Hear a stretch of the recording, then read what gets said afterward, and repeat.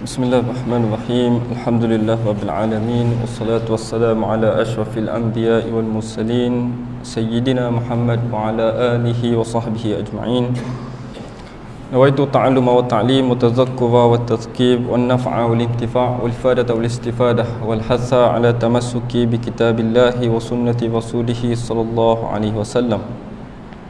والدعاء إلى الهدى والدلالة على الخير ابتغاء وجهه ومرضاته وثوابه وجناته سبحانه وتعالى ثم أما بعد.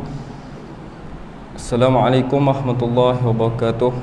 Yang saya hormati Tuan Pengurusi AJK Masjid, Tuan Imam, Tuan Bilal, para asatizah muslimin muslimat yang dirahmati oleh Allah Subhanahu wa taala sekalian.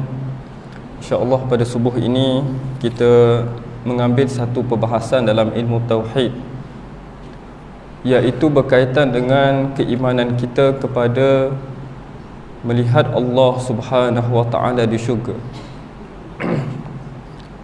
Antara keimanan yang wajib kita imani adalah bahawa orang yang akan masuk ke dalam syurga akan melihat kepada Allah Subhanahu wa taala. Seperti mana Allah Ta'ala sebut dalam surah Al-Qiyamah, wujuhu yawma idzin nadhirah ila rabbiha nazirah. Wajah ahli syurga ini berseri-seri, bersinar-sinar, kerana mereka dapat melihat kepada Tuhan mereka. Ila rabbiha nazirah. Dan dalam satu ayat Al-Quran yang lain Allah Ta'ala sebut lilladzina ahsanul husna wa ziyadah. Bagi orang yang berbuat ihsan di dunia ini, Allah Ta'ala bagi al-husna. Para ulama tafsir menerangkan bahawa al-husna itu adalah al-jannah, syurga. Wa ziyadah, dan ziyadah itu adalah an-nazaru ila wajhihil karim, melihat kepada wajahnya dan zatnya yang maha mulia. Yang ketiga adalah seperti mana Nabi SAW sebut dalam satu hadis yang sahih yang diriwayatkan oleh diriwayatkan oleh Imam Al-Bukhari, mana Nabi SAW sebut, innakum satarawna rabbakum yawmal qiyamah kama tarawna hazal qamara la tudamuna fi ru'yatihi. Sesungguhnya kamu akan melihat Allah Subhanahu wa taala seperti mana kamu melihat bulan. Pada ketika itu bulan tengah mengambang, bulan purnama, dan kamu tidak ada mempunyai kesusahan untuk melihat Allah. Kita kalau lihat bulan yang purnama tak ada masalah. Waktu gelap, waktu malam, dan cahaya bulan tu tak terlalu terang untuk kita lihat. Jadi kita nak melihat bulan tu tidak terlalu susah. Berbanding kalau kita nak lihat matahari. Kalau lihat matahari dengan mata kasar kita, lama-lama boleh, daripada tak pakai spek boleh jadi pakai spek, daripada pakai spek warna putih jadi pakai spek warna hitam. Jadi kalau nak lihat bulan ni adalah benda yang mudah dan juga tidak susah untuk kita lihat. Jadi Nabi SAW sebut bahawa kita akan lihat Tuhan kita sejelas kita melihat bulan purnama, dan juga tidaklah kita ni sulit untuk melihat kepada Tuhan kita. Kemudian yang terakhir adalah yang keempat, Nabi Musa AS dia minta kepada Allah untuk melihat zat Allah. Dalam ayat Al-Quran Allah Ta'ala sebut, Rabbi arini anzur ilaik, wahai Tuhan, berikanlah kepada aku untuk melihat kepada kamu. Ini permintaan daripada Nabi Musa AS. Dan kita tahu Nabi Musa ini seorang Nabi, bahkan dia seorang rasul, bahkan dia seorang rasul ulul azmi. Maksudnya adalah seorang rasul ni dia akan kenal sifat Tuhan dia. Jadi apabila Nabi Musa AS minta kepada Allah untuk melihat Allah, maka menunjukkan bahawa Allah boleh dilihat. Kerana takkanlah benda kalau benda tu tak boleh, Nabi Musa AS dengan sifatnya seorang rasul, dia minta perkara kepada benda yang tidak boleh. Mesti perkara itu adalah harus. Jadi ini adalah dalil-dalil yang qat'i, dalil-dalil yang pasti menunjukkan bahawa kita mesti ataupun kita wajib percaya bahawa kita akan melihat Allah Subhanahu Wa Taala pada hari akhirat kelak. Ini adalah pandangan daripada Ahlus Sunnah wal Jamaah. Terdapat dua lagi golongan yang mana bersifat ekstrim, bersifat ghulu dalam memahami dan dalam mengimani perkara yang berkaitan dengan melihat Allah di akhirat. Yang pertama, golongan ghulu yang pertama, pada jihah yang pertama, pada sudut yang pertama, iaitu golongan Mu'tazilah. Mereka berkata Allah Ta'ala ni tidak dapat dilihat, kerana kalaulah kita dapat lihat, maka ia melazimi Allah Ta'ala itu berada pada satu tempat, Allah Ta'ala itu berada pada satu jihah, Allah Ta'ala itu mesti bersifat dengan sifat makhluk, maka dengan itu Allah Ta'ala tak boleh dilihat. Dan mereka berdalilkan wa huwa yudrikul absar wa la tudrikul absar, dia boleh melihat kita tapi kita tidak boleh melihat Allah. Dan berkait dengan ayat yang tadi, wujuhu yauma idzin nadhirah ila rabbiha nazirah, itu dikata bukanlah nazirah tu melihat, tetapi menunggu kepada rahmat dan juga nikmat daripada Allah untuk Allah berikan kepada ahli syurga. Jadi mereka takwilkan ayat yang kita bacakan tadi. Jadi bagi Mu'tazilah dikata tak dapat lihat, macam mana sekalipun, duduklah tangga mana sekalipun tidak dapat lihat, kerana melazimi daripada melihat itu Allah Ta'ala itu berada pada tempat, sedangkan benda itu adalah mustahil bagi Allah Subhanahu Wa Ta'ala. Tetapi mereka dalam pemahaman ini mereka silap, kerana mereka menyempitkan rahmat Allah yang luas. Allah, kalau Allah Ta'ala nak beri kepada seorang hamba tu, dia boleh buat apa saja, qadirun ala kulli syai', boleh buat apa saja, hatta benda yang bagi kita benda yang mustahil, tetapi Allah Ta'ala mampu untuk buat.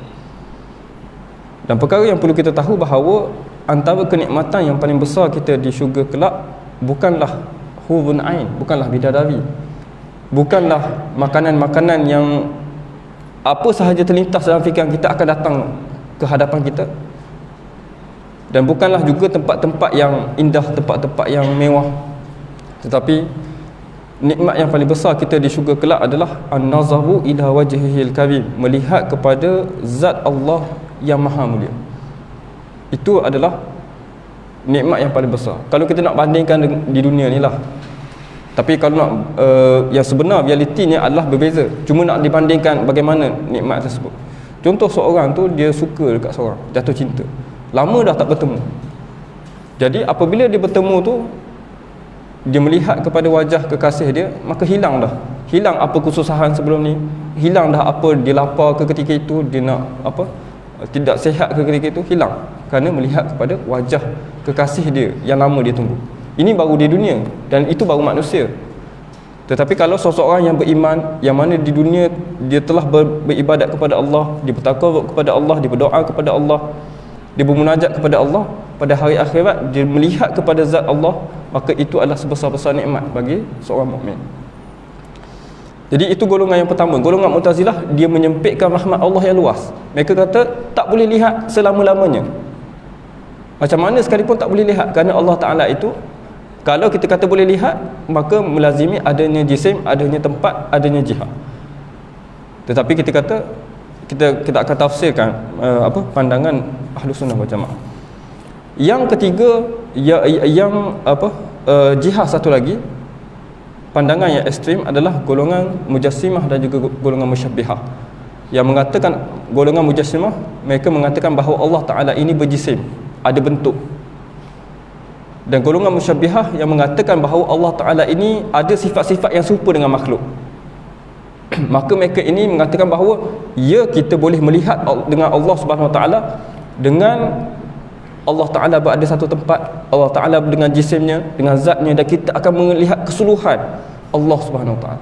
Maka ini perlu hulu, kerana mereka menyifatkan bagi Allah Subhanahu Wa Ta'ala dengan sifat-sifat makhluk, sedangkan Allah Ta'ala kata laisa kamitslihi syai' wa huwas samiul basir.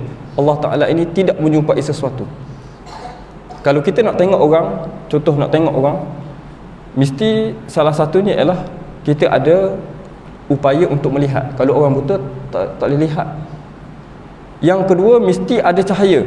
Kalau kita lihat dalam gelap, contohnya tak buka lampu semua, gelamat gelap yang tak nampak, maka pun tak boleh melihat. Mesti duduk di hadapan kita. Kalau benda tu duduk di belakang, kita tak boleh lihat.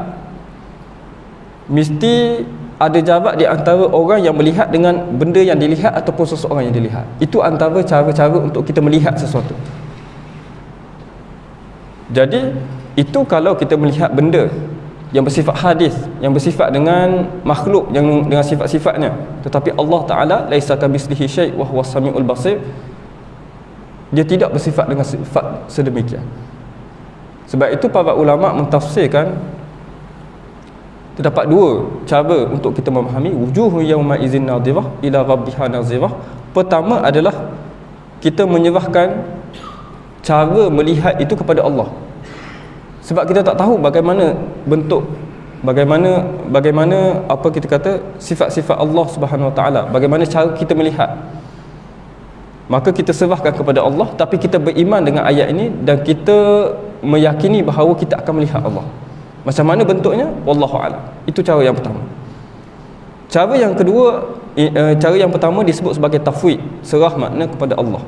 Cara yang kedua adalah kita takwil, kita cuba faham dengan berikan kefahaman yang selayaknya, iaitu kita kata wujuhu yauma idzin nadhirah itu betul melihat, tetapi penglihatan di hari akhirat adalah berbeza dengan penglihatan di dunia. Dan para ulama-ulama tauhid disebut tengok kepada ayat tadi menunjukkan bahawa penglihatan kita pada hari akhirat itu berbeza. Wujuhu yauma idzin nadhirah ila rabbiha nadhirah, wajah mereka yang memandang. Wujuh tu adalah jamak kepada wajhun. Macam mana wajah memandang? Wallahu a'lam. Kita dekat dunia ni kita memandang dengan anak mata, dengan mata kita lah. Adalah kornea lah, apalah. Tapi kita memandang dengan mata. Tetapi pada hari akhirat kelak memandang dengan muka. Macam mana memandang dengan muka? Wallahu a'lam.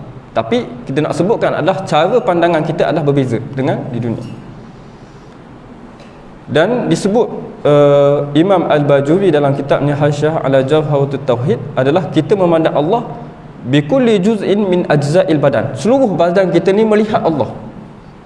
Seluruh badan kita melihat Allah. Macam mana? Wallahu a'lam. Kerana perkara yang kita tahu adalah situasi keadaan di akhirat berbeza dengan di dunia. Di akhirat Allah Ta'ala cerita bahawa setiap anggota kita akan memberi saksi terhadap apa yang kita lakukan di dunia. Maka mata akan bercakap apa yang dilihat, telinga akan bercakap apa yang didengar, tangan akan bercakap apa yang dibuat, semua akan bercakap. Macam mana bercakap? Adakah ada mulut? Wallahu a'lam. Kita tak tahu. Tapi di akhirat adalah berbeza di dunia. Allah Ta'ala boleh jadikan di akhirat kelak orang yang berjalan dengan muka macam mana? Wallahu a'lam. Kalau kita di dunia ini tidak dapat kita bayangkan, tetapi Allah Ta'ala boleh lakukan di hari akhirat. Begitu juga kalaulah melihat kepada Allah bukan dengan mata, maka boleh masih lagi dalam kudrat Allah Subhanahu Wa Ta'ala untuk melakukan perkara tersebut. Maka cara untuk kita memahami itu dengan cara yang tadi, itu adalah berkait dengan akhirat, kita wajib percaya. Yang kedua adalah berkait dengan melihat Allah Subhanahu Wa Ta'ala di dunia. Kalau akhirat tu bolehlah kita kata berbeza dengan dunia. Allah Ta'ala boleh cipta apa sahaja, keadaannya, situasinya berbeza. Tapi di dunia ni bagaimanakah hukum kita beriman bahawa melihat Allah Subhanahu Wa Ta'ala? Berkait dengan melihat Allah Subhanahu Wa Ta'ala di dunia ini, Nabi SAW pernah melihat Allah Subhanahu Wa Ta'ala ketika peristiwa Mi'raj, mana Allah Ta'ala sebut di dalam peristiwa itu, subhanallazi asra bi 'abdihi lailan minal masjidil harami ila al masjidil aqsa allazi barakna hawlahu linuriyahu min ayatina innahu huwas samiul basir. Surah Al-Isra ayat yang pertama, di mana Nabi SAW daripada Masjidil Haram di Mekah itu diisrakan dalam satu perjalanan ke Baitul Maqdis. Kemudian daripada Baitul Maqdis itu dimi'rajkan hingga ke ila ma yasha'ullah, sehingga apa yang dikehendaki Allah. Ada yang kata ilal arash, kepada Arasy. Ada yang kata ila Sidratil Muntaha. Tetapi apa yang nak disebutkan adalah pada peristiwa Mi'raj itu Nabi SAW bertemu dengan Allah, berjumpa dengan Allah Subhanahu Wa Taala. Tetapi Allah Ta'ala sebut ma kazabal fuadu ma ra'a, tidak berdusta hati yang apa yang dilihatnya. Jadi Allah Ta'ala sifatkan perlihatan itu dengan hati, dengan hati. Kalaulah kita kata perlihatan itu macam perlihatan kita, maka akan sebut al-ain. Ain itu mata, al-fuad dua hati. Ma kazabal fuad ma ra'a. Jadi yang melihat itu adalah hati. Macam mana melihat dengan hati? Wallahu a'lam. Cuma kita percaya bahawa pada hari akhirat kelak kita dapat melihat Allah Subhanahu Wa Taala dalam keadaan yang selayaknya bagi Allah Subhanahu Wa Taala. Dan ada kisah para ulama yang mana para ulama menyebut bahawa mereka melihat Allah. Mereka melihat Allah Subhanahu Wa Taala. Antaranya yang masyhur adalah Imam Ahmad bin Hanbal rahimahullah, yang diceritakan masyhur daripada Imam Ahmad bahawa dia telah melihat Allah dalam mimpinya 99 kali. Imam Ahmad dia sebut masyhur cerita ni, dia melihat Allah Subhanahu Wa Taala 99 kali.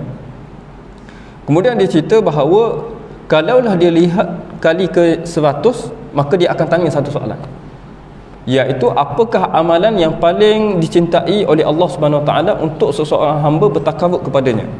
Ini soalan yang akan ditanya.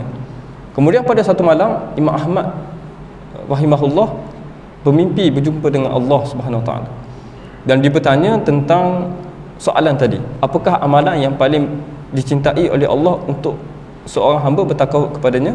Kata Allah, qira'atu kalami, membaca kalam aku, membaca Al-Quran Al-Karim, memperbanyakkan bacaan Al-Quran. Kemudian Imam Ahmad tanya lagi, bifahmin au biduni fahmin, dengan faham ataupun dengan tak faham. Maksudnya baca tu dengan faham ke dengan tak faham, mana yang lebih baik? Kata Allah Subhanahu Wa Taala, bifahmin wa biduni fahmin, dua-dua tu sama. Yang penting adalah memperbanyakkan bacaan Al-Quran.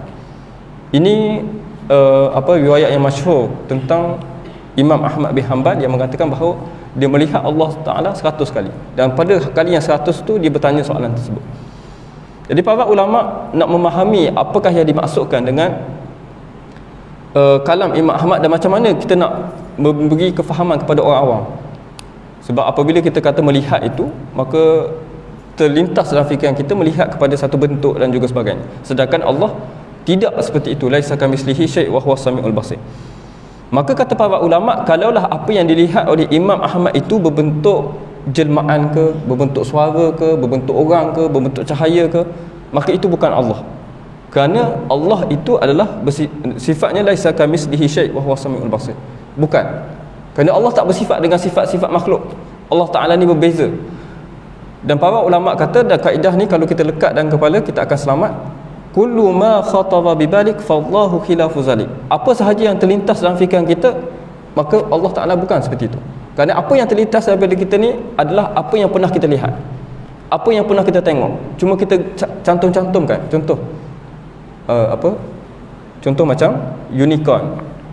Benda tu tak pernah kita lihat, tapi kita cantumkan di antara kuda dengan kepak dan juga sebagainya. Jadi benda-benda tu adalah benda yang kita lihat, cuma kita cantumkan. Jadi benda yang tidak pernah kita lihat, boleh tak kita bayangkan? Boleh tak kita bayangkan satu benda yang tidak pernah kita lihat? Tak boleh. Sebab kita tak tahu benda apa tu. Maka dengan itu, kullu ma khatara bibalik fallahu khilafu zalik. Apa yang sahaja yang terlintas dalam fikiran kita, maka itu bukan. Allah bukan seperti itu. Kerana Allah laisa kamitslihi syai' wa huwas samiul basir. Itu kata para ulama. Tetapi kenapa Imam Ahmad bin Hanbal kata macam tu? Kerana untuk memberi tambih kepada orang yang mendengar. Contoh, apabila saya cerita tadi, tuan-tuan akan nak tahu apa sebenarnya amalan tersebut. Jadi untuk memberi tambih, dia akan berikan contoh macam tu. Dan dia tu standarkan kepada Allah Subhanahu Wa Taala, kerana dia dapat itu adalah daripada mimpi. Mimpi adalah salah satu bentuk ru'yah salihah yang Allah Ta'ala berikan kepada hamba-hambanya yang soleh. Imam Ahmad sudah tentu. Maka itu cara untuk kita berikan faham, untuk memberikan tambih, untuk menarik perhatian orang yang mendengar untuk tahu apa yang disampaikan. Dia tu sandarkan kepada Allah Subhanahu Wa Taala. Dan perkara ini sebenarnya benda yang biasa dan kita pernah buat pun di dunia ni.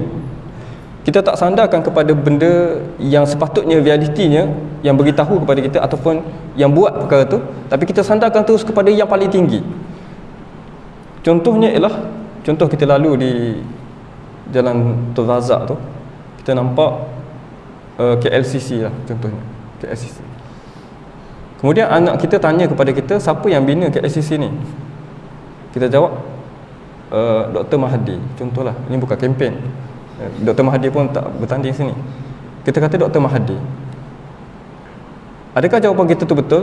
Jawapan kita tu betul. Tapi secara realitinya yang buat KLCC tu adalah pekerja dia, tukang dia dengan kontraktor dia.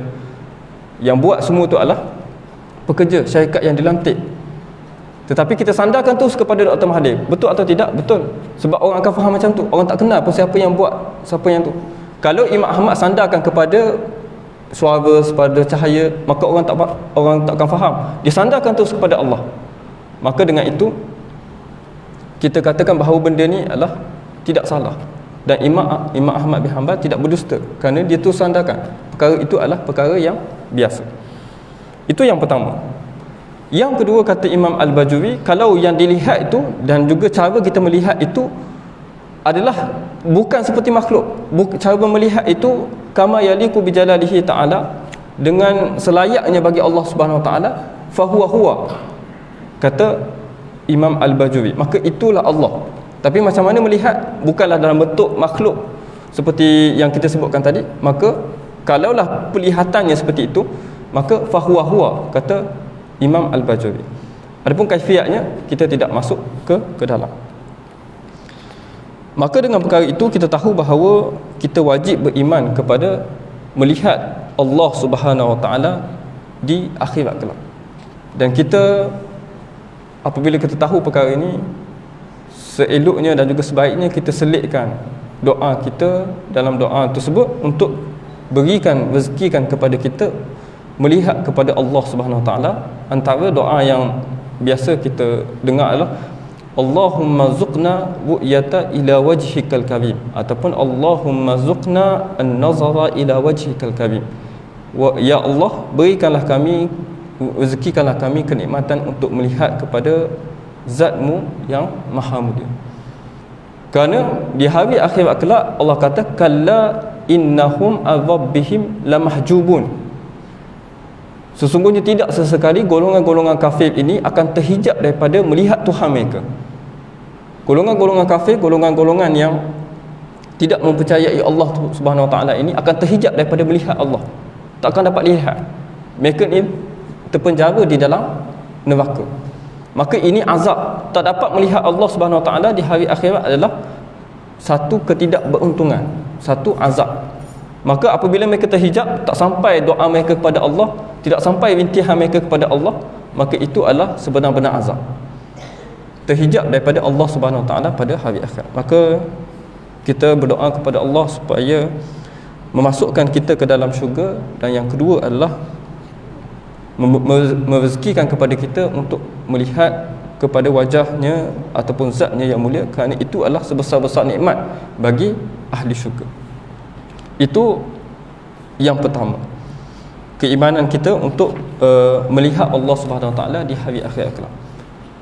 Yang kedua yang kita nak bahaskan pada pagi ini adalah keimanan kita kepada haud ataupun kolam yang Allah Ta'ala berikan kepada Nabi kita, Nabi Muhammad SAW, yang mana Allah Ta'ala sebut inna a'tainakal kautsar, sesungguhnya kami telah memberi kamu wahai Muhammad telaga yang bernama Al-Kautsar.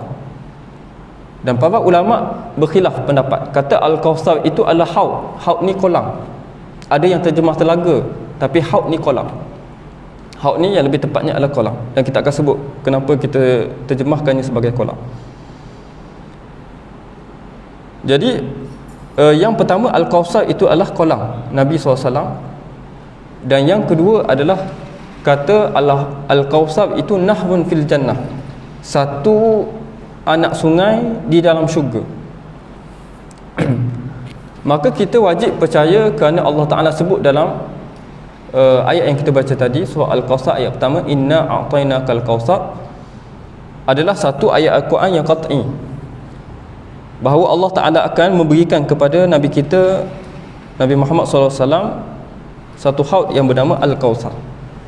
Dan satu hadis Nabi SAW, hadis sahih yang diriwayatkan oleh Imam Muslim, Imam Bukhari dan juga Imam Muslim, mana Nabi SAW berkata, haudi masiratu syahrin, kolam aku ini besarnya, luasnya adalah sebulan perjalanan. Besarnya adalah seluas sebulan perjalanan. Jadi kata para ulama, masiratu syahrin itu adalah diameter. Sebulan perjalanan tu, kita bukanlah kalau kata kolam tu bukanlah straight. Kalau straight tu kita panggil apa? Sungai, ataupun sungai lah, longkang ke apa ke. Tapi kalau dia apa, masiratu syahrin tu adalah bulatan. Jadi sebulan perjalanan adalah sebagai diameter, nak menunjukkan betapa besarnya kolam yang Allah Ta'ala rezekikan ataupun berikan kepada Nabi kita Nabi Muhammad SAW. Dan kolam ini, apabila disebut masiratu syahrin itu, bukanlah bermaksud sebulan kita nak pusing kolam Nabi itu, bukan. Kerana orang zaman dulu apabila dia nak pergi musafir, sejauh-jauh perjalanan yang boleh dia fikirkan adalah sebulan. Sebulan tu jauh dah.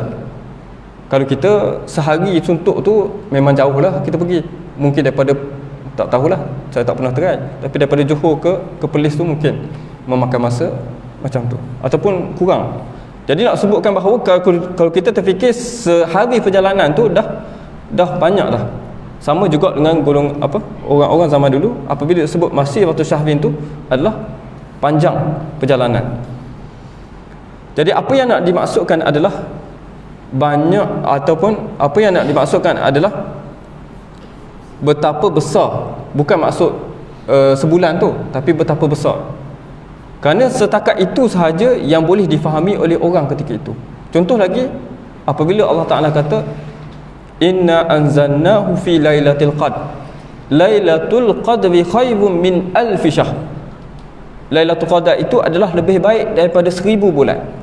Kerana orang Arab pada ketika itu, masyarakat Arab pada ketika itu, dia bilang taklah sampai puluhan ribu. 1000 tu banyak dah. Kerana benda-benda yang dijual, dirham, dinar tu tak sampailah 1000. Kalau 1000 tu kira banyak lah. Jadi setakat itu kefahaman dia. Jadi apa yang nak disebutkan adalah nak menunjukkan betapa besarnya kolam Nabi kita Nabi Muhammad SAW. Kalau kita pada hari ini, contoh kalau 1000 tu bagi kita pada hari ini kita sebut trilion. Trilion tu adalah sejauh yang boleh kita faham. Dan kita sebut trilion ni pun baru je tahu masa Dr. Mahathir dilantik semula sebagai Perdana Menteri, dia sebut hutang negara kita ada 1 trilion. Pada masa tu baru kita tahu adanya bilangan selepas bilion tu ada trilion. Kalau tak sebelum tu kita tahu yang paling tinggi adalah bilion. Jadi nak menunjukkan bahawa yang dimaksudkan adalah muntaha apa yang boleh difikirkan, sedangkan benda tu lebih besar. Kadar ganjaran Lailatul Qadar itu adalah lebih besar daripada 1000 bulan, lebih lagi. Maka nak menunjukkan bahawa besarnya kolam Nabi kita Nabi Muhammad SAW. Kemudian kata Nabi SAW, ma'uhu abyad minal laban, airnya adalah lebih putih daripada air susu. Wa rihuhu atyabu minal misk, dan baunya adalah lebih harum daripada kasturi. Wa kizanuhu kanujumis sama, dan gelas-gelas untuk meminumnya adalah seperti bilangan langit, bintang-bintang di langit. Man syariba minha fala yazma'u abada, barang siapa yang minum daripada kolam Nabi SAW ini maka tidak akan haus selama-lamanya. Dan kata para ulama, maudi'ul haudi qabla as-sirat, tempat kolam Nabi SAW ini adalah sebelum nak meniti titian sirat. Maksudnya semua umat Nabi akan minum daripada kolam Nabi Muhammad SAW. Dan apabila minum, maka dia tidak akan dahaga selama-lamanya. Dan apabila dalam titik yang sebab tu ada yang terjatuh, walaupun terjatuh dalam neraka, dia tidak akan merasa dahaga kerana telah minum daripada kolam Nabi kita, Nabi Muhammad sallallahu alaihi wasallam. Maka dengan itu kita perlu selitkan doa kepada dalam doa kita itu, Allahumma asqina min haudihi sallallahu alaihi wasallam. Ya Allah, berikanlah minum daripada kolam Nabi kita Nabi Muhammad sallallahu alaihi wasallam, syurbatan hani'atan la nazma'u ba'daha abada, yang mana kami tidak akan haus selama-lamanya. Maka ini salah satu kepercayaan yang perlu kita imani berkait dengan kolam Nabi Muhammad sallallahu alaihi wasallam. Dan yang terakhir untuk hari ini, keimanan kita kepada syafaat Nabi kita Nabi Muhammad sallallahu alaihi wasallam. Syafaat Nabi SAW ini banyak bentuk, tetapi syafaat yang disebut sebagai syafaat yang terbesar, syafaatul uzma, adalah dalam satu hadis yang diriwayatkan oleh Imam Al-Bukhari dan Muslim daripada Anas bin Malik, idza kana yaumal qiyamah ma jannasu ba'duhum ila ba'd. Pada hari kiamat, ketika mana lamanya orang berhimpun di padang mahsyar, maka mereka ni saling resah gelisah kerana lamanya berdiri di padang mahsyar. Maka mereka ni berkumpul antara satu sama lain dan mereka pergi kepada Nabi Adam. Fayatuna Adama fayaqulu lahu ishfa' li zurriyyatik. Dia pergi kepada Nabi Adam, wahai Nabi Adam, berilah syafaat kepada kami. Kami dah lama berdiri di padang mahsyar ni, berilah syafaat kepada kami. Fayaqulu lastu laha. Kata Nabi Adam, aku tak layak untuk beri syafaat. Walakin alaikum bi Ibrahim, tapi kamu pergilah kepada Nabi Ibrahim. Fa innahu khalilullah, dia ni kekasih Allah. Maka mereka pergi kepada Nabi Ibrahim. Fayatuna Ibrahima fayaqulu lastu laha. Dia tanya kepada Ibrahim, wahai Ibrahim, kamu ni khalilullah, kamu ni abul anbiya, berilah syafaat kepada kami. Maka kata Nabi Ibrahim, lastu laha, aku tak layak untuk beri syafaat. Walakin alaikum bi Musa alaihi salam fa innahu kalimullah. Kamu pergilah kepada Nabi Musa, bahawa Nabi Musa itu pernah berbicara dengan Allah ketika di dunia. Fayatuna Musa, mereka pergi kepada Nabi Musa dan mereka minta kepada Nabi Musa, berilah syafaat kepada kami. Maka Nabi Musa kata, lastu laha, aku tak layak untuk beri syafaat.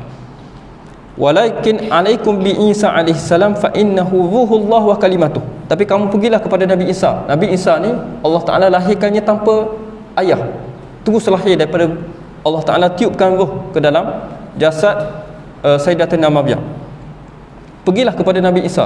Maka mereka pergi kepada Nabi Isa, minta syafaat daripada Nabi Isa. Fayaqulu lastu laha, aku tak layak untuk berikan syafaat kepada kalian. Walakin alaikum bi Muhammad, tapi pergilah kepada Nabi Muhammad sallallahu alaihi wasallam. Maka datang mereka kepada Nabi Muhammad sallallahu alaihi wasallam. Mereka bertanya, isfa' lana, wahai Nabi Muhammad sallallahu alaihi wasallam, berilah syafaat kepada kami. Kemudian kata Nabi, fa aqulu ana laha, akulah yang berhak berikan syafaat kepada kamu. Maka Nabi SAW memohon kepada Allah untuk dimulakan perbicaraan. Maka ini disebut sebagai syafaatul uzma, khusus bagi Nabi SAW, bukan kepada Nabi Adam, bukan kepada Nabi Ibrahim, bukan kepada Nabi Musa, bukan kepada Nabi Isa, tapi hanya khusus bagi Nabi Muhammad SAW. Maka ketika di hari akhirat sekalipun, Nabi SAW memberi rahmat bukan kepada kaumnya sahaja, bahkan kepada sekalian manusia. Sebab itu Allah Ta'ala sebut, wa ma arsalnaka illa rahmatan lil alamin. Al alamin tu kata para ulama, ma siwallah, apa yang selain Allah itu al alam. Maka semua itu Nabi SAW memberi rahmat. Bahkan ketika di hari akhirat kelak juga Nabi SAW memberi syafaat kepada seluruh umat. Dan kata Imam Dardi, antara syafaat yang lain berbanding dengan syafaatul uzma adalah syafaat memasukkan umatnya ke dalam syurga tanpa dihisap. Ini syafaat yang kedua. Syafaat yang pertama untuk semua umatnya, semua umat manusia. Syafaat yang kedua adalah memasukkan umatnya ke dalam syurga tanpa dihisap. Moga-moga kita termasuk daripada golongan yang Allah Ta'ala berikan syafaat dengan syafaat Nabi Muhammad sallallahu alaihi wasallam. Itu syafaat yang kedua. Syafaat yang ketiga ialah memberi syafaat kepada orang yang berhak masuk neraka untuk tidak memasuki neraka. Dia ni pergi timbang dekat hisab, timbangan keburukan dia banyak. Dia berhak masuk ke dalam neraka, tapi Nabi SAW berikan syafaat membawanya ke syurga. Itu syafaat yang ketiga. Syafaat yang keempat adalah orang tu dah masuk neraka, dah terjatuh ke dalam neraka, maka Nabi SAW boleh beri syafaat untuk keluarkan orang tersebut daripada neraka. Syafaat yang kelima adalah meningkatkan darjat orang yang berada dalam syurga itu daripada darjat yang rendah kepada darjat yang tinggi, daripada syurga yang rendah kepada syurga yang lebih tinggi. Ini antara syafaat yang diberikan oleh Nabi Muhammad SAW. Dan yang keenam adalah syafaat Nabi SAW untuk meringankan siksaan orang yang kekal di dalam neraka. Jadi orang yang dah masuk neraka, dia memang kekal dalamnya, khalidina fiha, Nabi SAW boleh beri syafaat untuk ringankan azab dia di neraka. Maka ini 6 bentuk syafaat yang kita minta kepada Allah Subhanahu Wa Taala. Allahumma syfa' lana bi Muhammadin sallallahu alaihi wasallam. Moga-moga Allah Taala syafaatkan kita, dan kita mohon kepada Allah Subhanahu Wa Taala untuk syafaat yang kedua. Syafaat yang pertama sudah tentu kita dapat, kerana itu untuk semua manusia. Syafaat yang kedua adalah Nabi SAW syafaatkan kita untuk masuk ke dalam syurga tanpa hisab, insya-Allah. Dan antara cara para ulama sebut dan juga Nabi SAW ajar kita untuk kita mendapat syafaat daripada Rasulullah SAW adalah, yang pertama, jangan tinggal doa selepas azan. Doa selepas azan, iaitu dalam satu hadis Nabi SAW sebut, man qala hina yasma'un nida Allahumma rabb hazihi ad-da'wati at-tammati was-salatil qa'imah ati sayyidana Muhammadanil wasilata wal fadilah wasyarafa wad darajatal 'aliyata rafi'ah wa ba'ashu maqaman mahmudan allazi wa'atta innaka la tukhliful mi'ad. Itu kata Nabi SAW, halat lahu syafaati, berhak dia mendapat syafaat. Siapa yang tak tinggal doa selepas azan itu, maka berhak dia mendapat syafaat daripada Nabi kita, Nabi SAW. Itu yang pertama. Yang kedua adalah sabdaan Nabi SAW, inna awlan nasi bi yaumal qiyamah, orang yang paling utama bagi aku pada hari kiamat, aqsabuhum alayya salatan, orang yang paling banyak berselawat kepada Rasulullah SAW. Maka untuk kita mendapat syafaat Nabi kita, Nabi Muhammad SAW, kita perlu memperbanyakkan selawat dan salam ke atas junjungan besar Nabi kita, Nabi Muhammad SAW. Moga-moga kita berdoa kepada Allah untuk memberikan ketiga-tiga nikmat yang wajib kita percaya, iaitu melihat kepada wajah Allah, minum daripada kolam Nabi kita, Nabi Muhammad SAW, dan yang ketiga, mendapat syafaat Nabi kita, Nabi Muhammad SAW. Moga-moga kita digolongkan dalam golongan tersebut. Aqulu qawli hadza wa astaghfirullahal azim li wa lakum. Assalamualaikum warahmatullahi wabarakatuh.